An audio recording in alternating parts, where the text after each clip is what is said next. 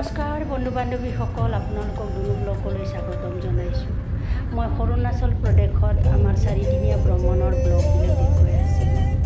এয়া মই 3 দিনৰ মূৰে মূৰে আপোনালোকক দেখুৱাম বুলি কৈছিলোঁ কাৰণে আজি আকৌ আপোনালোকক দ্বিতীয় খণ্ড দেখুৱাব বিচাৰিছোঁ। এয়া আমি কামেং নদী পাৰ হৈ এতিয়া আমি জাগাং পাইছোঁ। জাগাঙৰ সৌন্দৰ্য এটা উপভোগ কৰি মই এটা ৰীল বনাইছিলোঁ আৰু বাটত যিবিলাক নিজৰা পাইছোঁ, পুলনি পাইছোঁ, সকলোবিলাকত ঠেলি গৈছোঁ। এয়া আমাৰ চেৰগাঁৱৰ এটা ৰেষ্টুৰেণ্টত আমি খাবলৈ সোমাইছোঁ। বৰষুণ দি আছে তাত আৰু তাক পাৰ হৈ আমি 0 পইণ্টত বজাৰ অলপ কৰিলোঁ। বাটত খাই যাব লগা হয়। এনেকৈ আমি চেৰগাঁৱলৈ এখোজ দুখোজকৈ আগবাঢ়ি গৈ আছোঁ।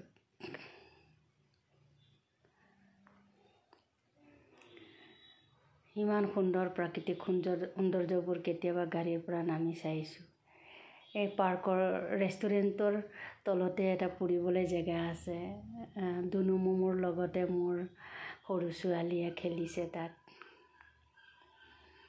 তাৰপিছত আমি অকণমান খালোঁ, এসাঁজমান তাত খাই। খোৱা বোৱাবোৰ নিজে ছাৰ্ভ কৰিব লাগে, এনেকৈ দিয়ে।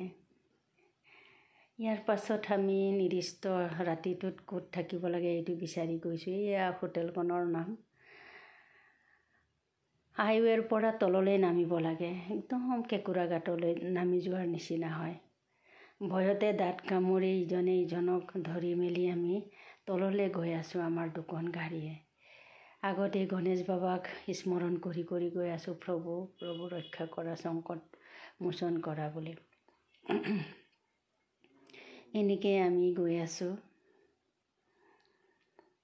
কেইবাপাকো ঘূৰিব লাগে জেগালে, যেন তাত একোৱেই নাই, এটা জংঘলৰ মাজলৈ সোমাই যোৱা নিচিনা লাগিছিল।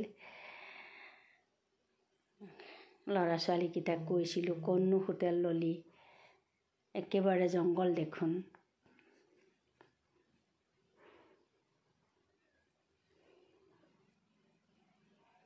এনেকৈ আমি গৈ আছোঁ।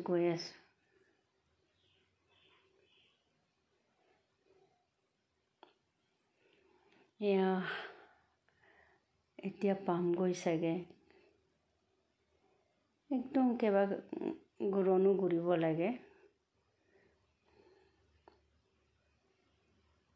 এই অকণমান চকামকাকৈ দেখা পাইছোঁ। এইখনেই চেৰগাঁও, আৰু এপাক ঘূৰিব লাগে।